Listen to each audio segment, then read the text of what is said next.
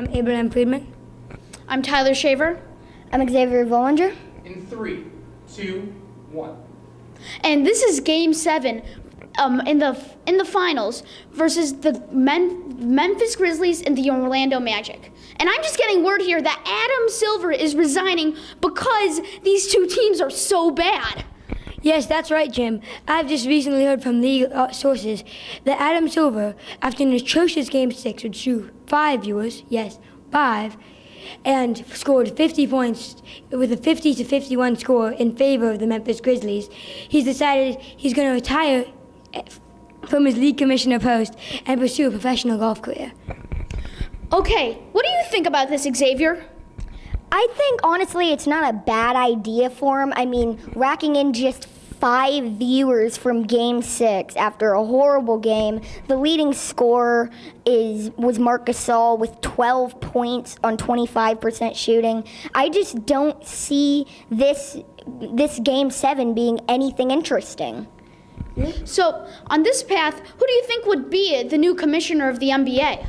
Well, I mean, I don't really know about that one because I'm not really that connected. But what I do know is, who do you think will win this Finals MVP if it continues like this? I mean, Deontay Davis, he is averaging 6 points per game on 15% shooting. Who do you think would win the MVP? I think Magic player Aaron Gordon has been playing pretty good lately with 12 points on 12% shooting. His plus minus has been around +2, and he's been playing pretty good. Yes, but the thing that stops him from winning is, do you think the Magic have a chance at the series? I mean, the Grizzlies looked pretty good in that Game 6. They scored 51 points, an explosive offensive attack from them. And the Orlando defenses look terrible this far.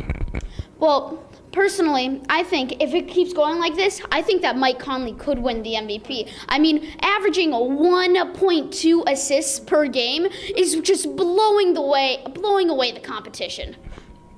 I think Conley's got a chance, honestly, but I don't see Conley winning. I mean, his plus minus is horrid, plus like 80, and he's just not performing well. I think Aaron Gordon has been performing a lot better. On a new topic, who do you think would be the new commissioner? Oh, see, I don't really know that. I mean, no one really wants the job because they're taking in a league that has recently gotten 5 viewers. We're getting word that ESPN has decided to cut its contract with the NBA, meaning our show is going off the air next year. Who do you think would be the new commissioner? Well, wait, what's that? Okay, breaking news. Roger Goodell has just agreed to become the commissioner of the NBA. Okay. Well, the NBA is getting the same treatment that the NFL is getting now. I don't know. Maybe the next thing is Magic Johnson might buy the Detroit Lions to be the new NBA team. Well, all in good fun. The NBA MVP was announced last night, and it was given to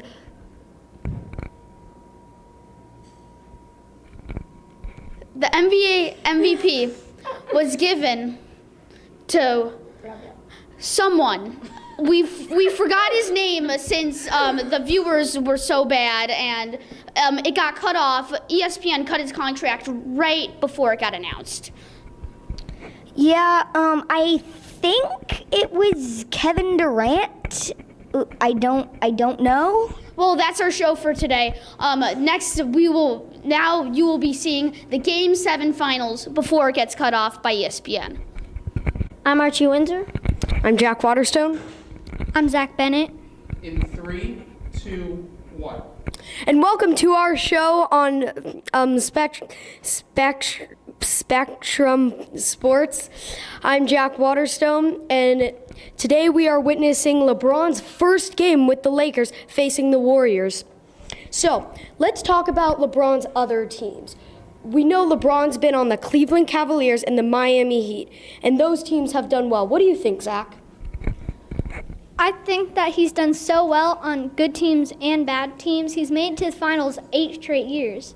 Let's see if he could keep that up. And as we know, LeBron James is one of the best, maybe the best of all time. Archie, what do you have to say about this? I would just like to say that I think if he's on a good team, that's a winning championship team. If he's on a bad team, like the Lakers, I think they will make the playoffs and maybe the finals. You never know with LeBron.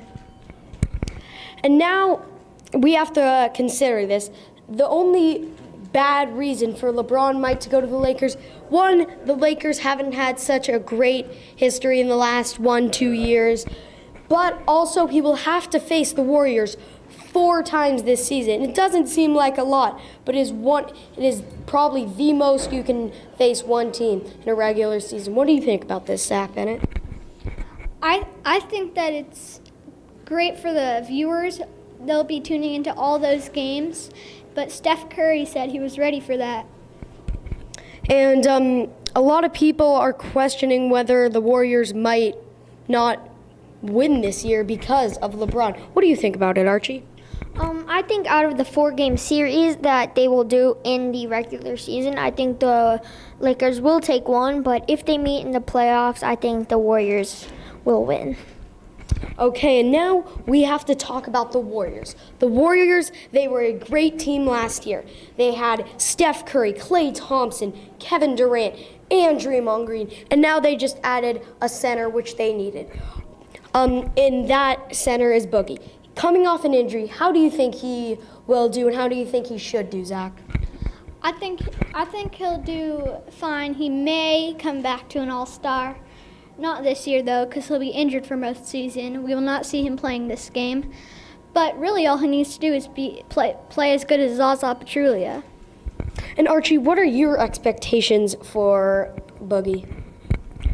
I think he will be a real asset to this team, and I am expecting them to win 70 games this season. I know it's high, but if you have 5 people, 5 All-Stars, I think that's a fair expectation. And just throwing this out there, because I'm just wondering it, do either one of you think the Warriors could go 82-0 this season? No, I think no team will go 82-0 ever. But I think the Warriors have a shot at breaking their own record. And Archie, what do you think? Yeah, like Zach said, I don't think any team in the history of the NBA, as long as it's alive, will ever go 82-0. But I agree, they could beat their record. And now going back onto topic, the Lakers, during their droughts of making to the playoffs, they have been changing so much trying to get it. What do you think about this, Archie? Just this offseason, they signed LeBron, they signed JaVale McGee, they signed Rajon Rondo, and they signed Lance Stevenson. Those are some solid role players who, it doesn't seem like a lot for a team that was struggling the past couple of years for the Lakers. It will be a big improvement, and LeBron, obviously. And Zach, with the Lakers changing so much, what do you think comes in the future for them?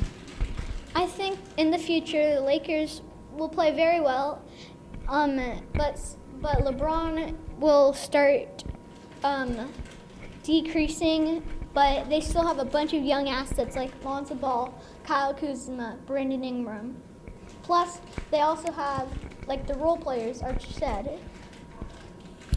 All right, and about our last topic, LeBron has led so many teams to championships. Do you guys think he can do it with the Lakers? Archie? Yes, but not this year. The thing is about LeBron, he has to face the Warriors again. He would have to face them probably in the playoffs, or maybe the Rockets, and those teams just probably are better than LeBron. So it's possible. Anything is possible, but I don't think he will, at least this year. And Zach, do you think that the Warriors and the other super teams in the East will start breaking down? LeBron will still be on the Lakers, and the Lakers will just have enough assets to win the championship. I don't think so, but I mean, the super teams in the East are definitely not as good as even like the second best team in the West. Like the Celtics and the Rockets are pretty close. All right, I'm Jack Waterstone with my co-workers Archie Windsor and Zach Bennett from Spectrum Sports. Good night. Hi, I'm Declan Nay. Hi, I'm Liam Enriquez. And I'm Rashad Fagewala. In 3, 2, 1. Hello and welcome to ESPN's coverage of the match between the Warriors and the Lakers. This is the return of LeBron versus Curry. Before we get into previewing the match, we're going to talk about the Warriors super team. So obviously the Warriors have had DeMarcus Cousins to their squad and their team is absolutely amazing. So what do you think about it with their team? I think the Warriors have done really well in making this team because now they can just sign Boogie coming off an Achilles injury, and not many people think that he will return back to All-Star form, but he could, and the Warriors can take that risk because they already have good players at every other position. So even if he sucks, the Warriors will probably still be the best team. Declan? Well, the Warriors have won back-to-back championships, and it'll kind of be hard fighting the Lakers now because they signed LeBron James to a 4-year contract. So we'll have to see what happens. No, so what do you think about the super team that the Warriors? Well, the Warriors added DeMarcus Cousins. And they already have like their key players, Steph Curry, Kevin Durant, Klay Thompson, and I think they could be a team to beat again. That's all. So a lot of people are criticizing the Warriors for their super team. Do you think it's their? Are you mad at them, or are you be like, all right, they've done it fair? The thing is, DeMarcus Cousins really had no other options. This was their highest paid offer, and he wanted to win a ring so that he can get a max contract. Kevin Durant wanted to win a ring too, but Klay Thompson, Steph Curry, and Draymond Green were all drafted. The Warriors thought they would be good, and they were. So I don't think that anybody should be mad at the Warriors. It's not like they went out and traded for the people. Declan? Well, for criticizing, I'd say that with what's been happening now, there's water under the bridge, or water under the bridge. Okay, I'm personally like, yes, I am kind of annoyed that it is a super team, and it can ruin the NBA, but you can't criticize the Warriors. I think the Warriors have done it fairly. Like, if you get the opportunity to sign Kevin Durant, to sign DeMarcus Cousins, what are you going to say, no? Like, if any other team would have took the opportunity if they had the opportunity, and Warriors just did that. So, I mean, you can't really criticize the Warriors. You can be annoyed, but you can't criticize the Warriors themselves. All right, so as LeBron James has left the Cavs, and the Cavs was the one team that probably could mainly challenge them in the past couple of seasons, which team do you think will challenge the Warriors this season? I think this season the Celtics are going to make it to the NBA Finals. I think they might give the Warriors a run for their money as they've lost key bench players like JaVale McGee and Nick Young. However, I think the Warriors will clutch it out this season, but maybe next year, depending on what happens to the Celtics, they could be a huge threat coming up. Declan? Well, they added more with the trade of Kyrie Irving from Cleveland to Boston. This is kind of like the same thing that happened with LeBron. But if they were going to try and make the postseason playoffs, let alone the finals, they would have to use all that they can to make it. Back to you. All right, so let's get our quick predictions for the match today. Cleveland versus LA. What's your prediction? Who do you think will win? I know. I think the Warriors will win. I think LeBron's going to have a great Lakers debut. And you think the Lakers will win? Yes. Okay. I personally think the Warriors will win, but it'll be a tight game. Nick Melanzi. Hugo Traverso. Max Langer. In 3, 2, 1. Hello, I am Hugo Traverso, and we are live from Fenway Park here as Game 7 of the 2018 World Series between the LA Dodgers and the Boston Red Sox. The Red Sox look pretty good in this season.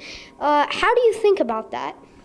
Well, Rich Hill will get the start today for LA, and for Boston, they will start Nathan Eovaldi, who they picked up at the trade deadline. They are both lefties, and they both have pretty good form and delivery, so I think both teams will have trouble hitting, although I do think this match will be mostly offense, and a lot of runs will be scored between these two high-scoring offenses of 2018. So, how do you think about that? Well, both of the pitching is amazing for Boston and LA, but overall I think this is going to be a fun scoring game. Yes, the Dodgers have great players like Cody Bellinger and Corey Seager and so much more, with Manny Machado at the free agency. And the Red Sox have great players like Mookie Betts, Andrew Benintendi, Dustin Pedroia, and Hanley Ramirez, who dropped out but has come from the Red Sox but has come back in. Do you think it's going to be a close game? I do think it will be a close game, and as you mentioned with Seager's actually out for the rest of the year, and they picked up Manny Machado at the trade deadline, not in free agency. They also acquired Brian Dozier, and the biggest concern at the trade deadline for the Dodgers was their bullpen, and they went out and got John Axford, which they tried to make him be the bridge between their starter and their closer, but really for the Dodgers, they think they're going to use him. They thought they were going to use him more than just playing matchup game in the 6th or 7th inning. So I really think the Dodgers bullpen needed some work at the trade deadline, and I think they didn't really improve it. So this will be a fun game to watch, and it is back-to-back Game 7s of the World Series, which is the first time that has ever happened in Major League Baseball history. Yes, a very active bullpen for the Red Sox too, as they have right-hander Corey Kimball, who has pitched his highest at 110 miles per hour against the Toronto Blue Jays in May. But Kenley Jansen from the Dodgers point of view is like one of the best closers in the National League, possibly the best. So it's going to be a hard call. What do you think about the game? Well, I think both of the teams have a very active bullpen with all their star players like Manny Machado and all the others for the Dodgers, and Mookie Betts and all the others for the Red Sox.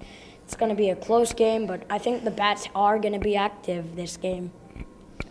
Yes, and the Red Sox did very well in the regular season, probably over 100, winning over 100 games, and the Dodgers also are on a good track. We're on a good track through the wild card and through the divisional, and then to the championship spot against the Chicago Cubs. So, thank you, and I will give it to. What do you think about the game?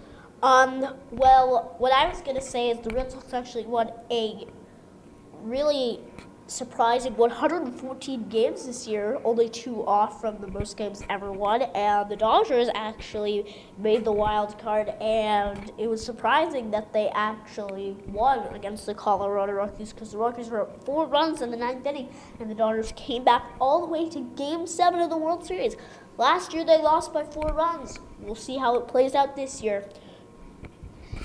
So what do you guys think the game is going to be, the prediction of the game score?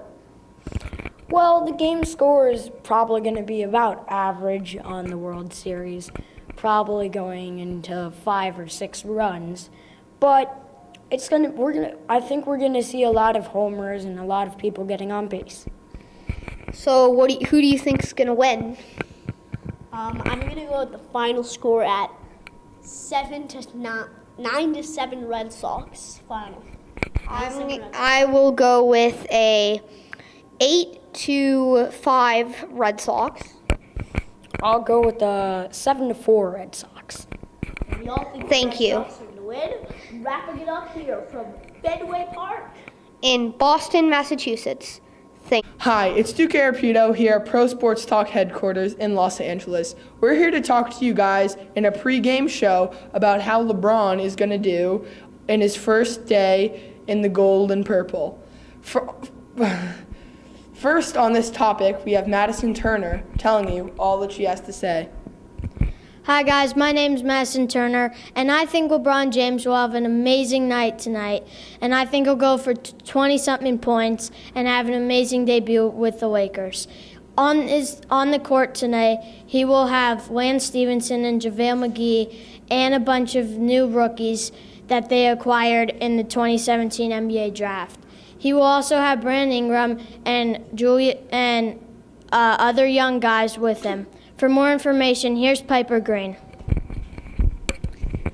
Hi guys, we're here at Pro Talk Sports headquarters in the beautiful city of Los Angeles. I'm here to talk to you about LeBron James and his impact on the first game of the Lakers tonight.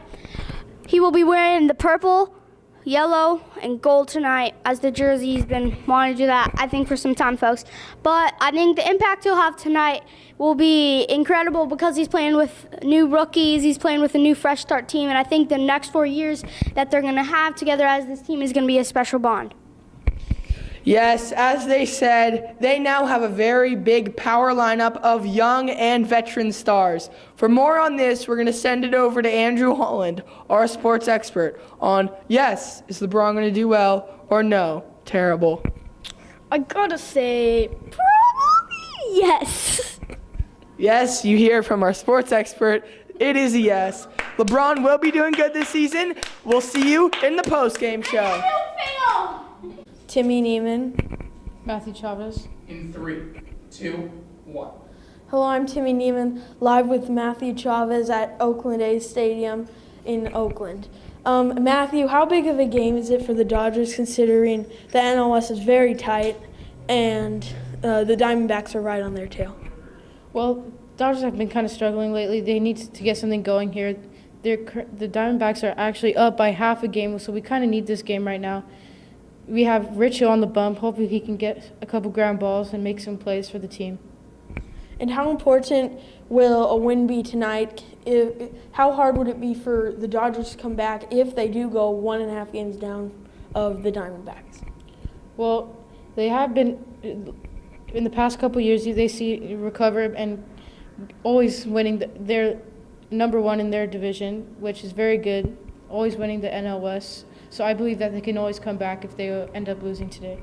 And Rich Hill will go on the bump. What do you expect out of him tonight? Well, since I told you earlier, he's kind of a ground ball pitcher. A lot of ground balls are hit to the infield, so we can make some plays off of that. He has a good slider, so hopefully we can see some strikeouts today. Well, I'm Timmy Neiman along with Matthew Chavez, live at the Oakland Coliseum. This is Sportsnet LA. Hi, I'm Carter Lawrence. Charles Wyrick. Joshua Settleman. In 3, 2, 1. Hello, everybody. ESPN's Charles Wyrick. Carter Lawrence. And Joshua Settleman.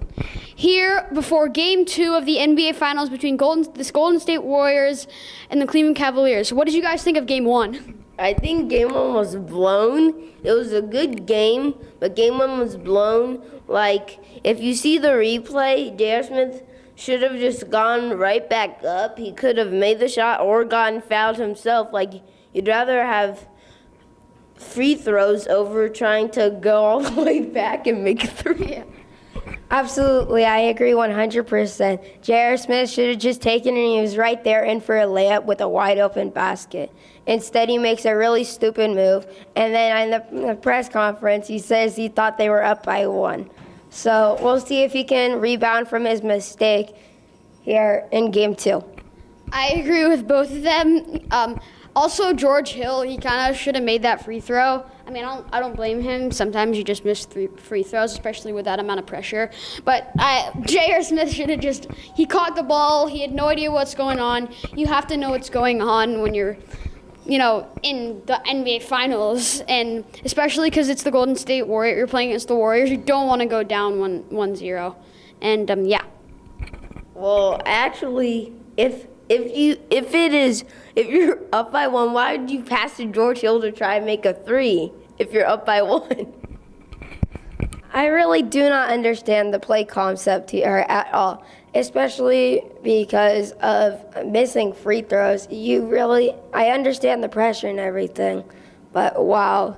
And then J.R. Smith made a mistake earlier in the game, which allowed the Warriors to take momentum into halftime, where Curry splashed a 3 right before the half. So I think that changed the entire momentum of the game, and we'll see what happens here in Game 2. But I really think that was Cavs' one chance to get a win in the series. I agree. It was probably the only chance. They probably have a lot of negative momentum, and they're probably gonna be very nervous as the Warriors. They're just gonna have fun and smile, and the Cavs are gonna take it very seriously. And yeah, that's all for now. Charles Wyrick, Joshua Settleman, and Carter Lawrence, reporting to you live from the pregame of Game 2 of the NBA Finals between the Golden State Warriors and the Cleveland Cavaliers. Drew Jose Nixon. Russell Tabor. Will Kirker. In 3, 2, 1. Hi everybody, my name is Russell Tabor, and we are going to be analyzing the Los Angeles Dodgers versus the Oakland Athletics game. It is at 7:15 prime time on Sportsnet LA, and the Dodgers are trying to find a way to get to the top NL West spot behind the D-backs, half a game behind, and the Athletics are trying to get to the top wildcard spot behind the Yankees, who are in a slump at the moment. So, Kirker, how do you think the Dodgers can make it into the top spot of the NL West by winning this game? So definitely, if Max Muncy can get out of this slump, he's expected to be starting tonight. If he can get out of this slump that he's recently been in, I feel like the Dodgers will have a very good chance at winning the NL West. And also, if the relief pitchers for the Dodgers can get working finally, unlike they have been the whole year, then I feel like they have a very good shot. So, Drew, what do you think that the Oakland A's have to do to win this game and make it to the wild card spot? I mean, they got a 6-game win streak right now, and those were not against very good teams. They played the Tigers and the Blue Jays, so that's basically 8 days off. So here, what you got to do is you got to come out fires blazing. You got to have Chris Davis get back to what he does, maybe a couple hits out of him. He's the hottest player in baseball right now. I think he hit his 31st, 32nd on Sunday. So you just got to keep rolling, and the relief pitching is one of the best in baseball, and you got to keep that going. You just got to stay with what you're doing, and you got to recognize that you're not playing the Tigers anymore. You're not playing the Blue Jays anymore. You're playing a team that's actually contending for the playoffs. A big problem that I think is facing the Dodgers here is that when you have star pitching versus star hitting, that may cancel each other out, though. And the issue is, like you said, the relief pitching for the Dodgers has not been that well all season. Mm-hmm. So when that comes into play, that gives the Oakland Athletics a big open space to come in and maybe take away this game and maybe even the series. Signing off for now, I am Russell Tabor. This is Drew Jose Nixon. And Will Kirker. Signing off. Hi, I'm Matthew Michaels. I'm Hudson Hamer. And I'm Tyler Fertel. All right, guys. 3, 2, 1. Welcome to the NBA pregame show here at the Lakers and Warriors first matchup with LeBron James. How do you think LeBron will fare in this matchup? I think that he will definitely have a great first game, and he will work well with Brandon Ingram and definitely power through and definitely or probably beat the Warriors. He is definitely a huge weapon for the Lakers. What about you, Tyler? I think LeBron James is a very, very good addition for the Lakers because he is the MVP, should be the MVP of the league every year. And I think also he will work well with Lonzo Ball, Brandon Ingram, Kyle Kuzma, KCP, and all of them. And I think they can get the job done tonight. What are your predictions for the game tonight? I think that the Lakers definitely could pull it off. LeBron's first game, he will definitely show LA what he's all about, and especially of it being at home, the Lakers definitely have a great chance with Kyle Kuzma, Lonzo Ball and Brandon Ingram, and especially the new addition, LeBron James. How do you think, Tyler? I think the Lakers have a very good chance to win this game. Like Matthew said, it is at home, and LeBron is going to be excited to show what he can do against the Warriors because the Lakers haven't been able to really beat the Warriors in the past few years, and I think he wants to change that. You two have great points. This is the NBA pregame show. Thanks for watching. Zach Desher here, and I'm with Luke Weber. And today we are at the pregame show, and LeBron, as a Laker, will face the Golden State Warriors for the first time. So, Luke, how do you think what kind of impact do you think LeBron will have against the Warriors? I think he'll be wanting revenge from the championship, and after they got swept, he's probably pretty mad, and I think he'll go out and get a triple-double. I agree. Do you think that the Lakers or the Warriors will come up on top? I think that the Warriors will come up top with DeMarcus Cousins coming in. Do you think that DeMarcus Cousins will have a big impact? Not really, because they still have, Steph Curry, Kevin Durant, Klay Thompson, Which team's bench do you think will have a bigger impact on the game? Probably the Lakers, because they have a good bench. Yeah, they did add Rajon Rondo, Michael Beasley, Lance Stevenson, JaVale McGee, and they re-signed some vets, so I think that the Lakers bench will play better. Yeah. Okay, that is the pregame show brought to you by Geico. Diatoner shaker. Noah check. Max Stromer. In 3, 2, 1. Hi, everybody. We will be talking about the first game of the NBA Finals here with the Cavaliers and Warriors with my partners, Max and Jai. It's been very interesting. In the last 2 years, these two teams have been facing each other. KD with the new player on the Warriors and a new player on the squad. What do you think he can do this game one? Because he won MVP last season for the Warriors. What do you think? He's definitely going to be a three-point threat like everybody else on this team, but I'm more interested to see how he works with the team. With a lot of shooters on a team, it can get kind of chaotic. Now, I'm excited to see if he'll take the lead and be a leader on this game one, or will he stay back and let the others take off? What about you, Jai? Well, with that being said, KD isn't just a shooter. He can pass. He can do all sorts of things. Unlike Steph Curry, who's basically his whole game is just throw a shot up and then hope it goes in. But I think KD's going to do really well this year, or this finals with the Warriors. I think he might even be a contestant for the MVP. So let's go on to the Cavs side. Max and Jai, LeBron James and a lot of other players, LeBron James leading this team could be his last season as a Cav. We don't know what will happen next, but hoping he starts out big in game one. Like Jai said, like KD, he can rebound, he can pass. So can LeBron. He can drive, pass, rebound, shoot, mid-range, and good jump shots. How do you think that will affect the Warriors in game one? Well, I think that it's going to be pretty easy for this defense. They're going to definitely need to double team Kevin Love and LeBron James. But I'm more interested to see if J.R. Smith will be a three-point threat or will he have a bad game. We'll have to find out. What about you, Jai? What do you think about these Cavs? I think LeBron James is definitely going to be a threat. I mean, you can see he's helped the Cavs a lot throughout his years on the Cavs. But with that being said, during the finals, the Cavs haven't always been able to hold up against the Warriors as a team. LeBron James as an individual would probably hold up very well against one of the Warriors players, but I'm not so sure they're going to win this year, especially in Oracle Arena. Okay, so we heard both sides, Warriors and Cavs. Warriors are an amazing shooting team, and Cavs just work really good together. Like LeBron James is a great playmaker. It's going to be good. My partner is Jai and Max, and I'm your host, Noah Lechek. We will see you in Game 1 of the NBA Finals. I'm Carter Williamson. Beckett Simpson. Luke Lapidus. In 3, 2, 1. Hi, this is Beckett Simpson, Luke Lapidus, and Carter Williamson, live with ESPN. We are here at the Super Bowl 52. So we're going to be talking about Who do we think is going to win, and who do we think is going to get MVP? Who do you think is going to win today?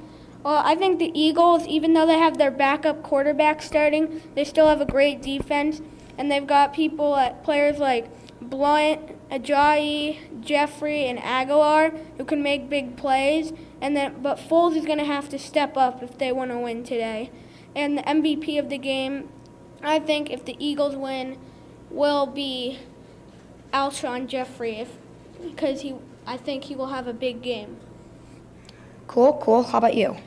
Well, I mean, the Patriots are the best. I hate to say it because no one really likes them unless you're from New England, but I'm pretty sure the Patriots will win. I hope it goes the other way, but I mean, they have Tom Brady, Rob Gronkowski, Brandon Cooks, and a lot of other talented players, so I'm pretty sure the Patriots have this one.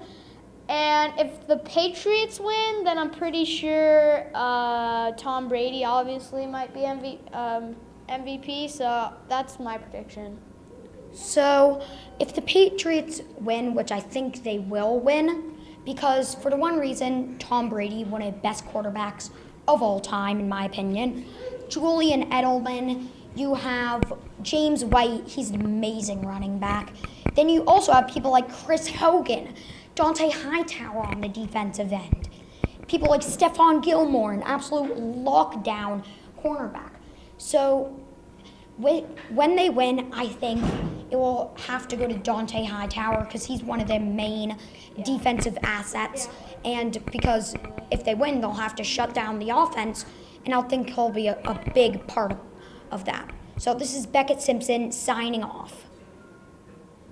Matthew Mirich, Zachary Goldstein, Elijah Nasseri. In 3, 2, 1.